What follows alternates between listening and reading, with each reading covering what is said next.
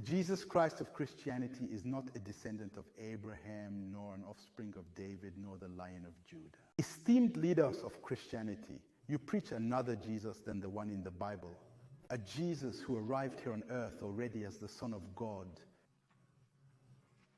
Right from the start. From the very moment of his conception. Indeed, according to the Christian gospel, the Jesus Christ of Christianity was already divine in nature from the very first day of his birth in Bethlehem. And yet it is written that the Messiah must come from the seed of Abraham. In other words, that the Savior was to come of Abraham's loins, from the entrails of one of his carnal descendants. Since the promise was made to Abraham and his descendants, in line with Genesis 7:4-7, which I quote in substance. This is my covenant that I make with you, Abram. Your name is Abram. From now on, your name will be Abraham, for you will be the father of a multitude. I will make you infinitely fruitful. For kings and nations will come out of you. This is the covenant with you and me, and your descendants after you.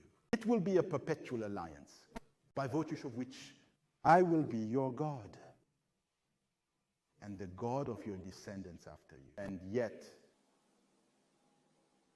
everyone can easily realize that the wording of the promise governing the perpetual covenant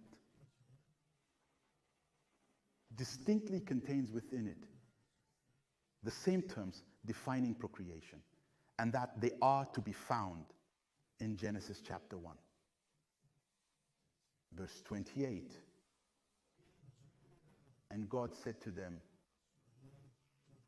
be fruitful, multiply, fill the earth, dominate it, subdue.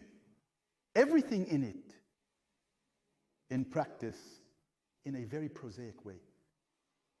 Procreation results in fertilization, the encounter between a male gamete and a female gamete under the auspices of the Most High.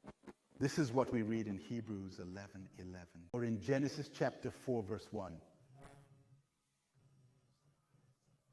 Adam knew his wife Eve. Eve conceived and bore Cain a son, and she said, I have formed a man with the help of the Lord.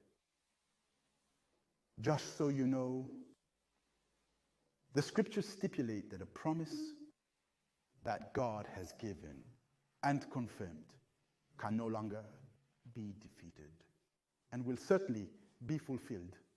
This is written in Galatians 3:17, Romans 11:29, or Daniel 9:4. It should be noted that the true Christ is the ultimate fulfillment of the promise,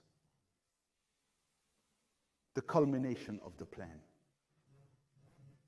of the covenant made between Abraham on the one and God on the other. Paul says so explicitly in Galatians 3, verse 29, in the following words, if you belong to Christ, then you are of Abraham's seed,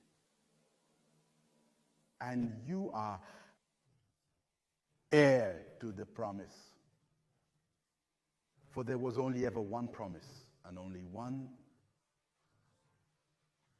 for the salvation of mankind. A wonderful text. In Hebrews chapter 2, verses 16, 17, 14, and 18. Sublime this assertion by Paul in the following words, for surely it was not to angels that he came to help, but to Abraham's descendants.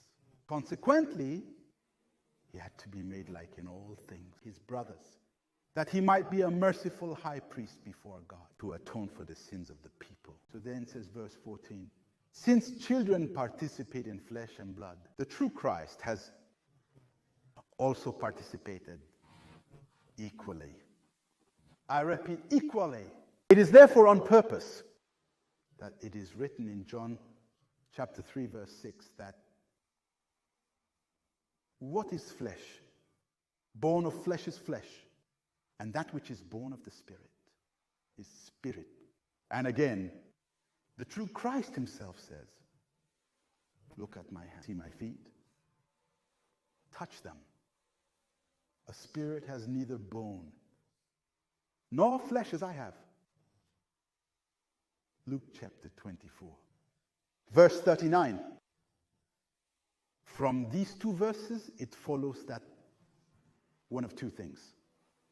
Either a being born carnal of the flesh and is natural dust and blood. Indeed, a being is born carnal of the flesh, because that which is drawn from dust cannot give birth to that which is spiritual, supernatural, celestial.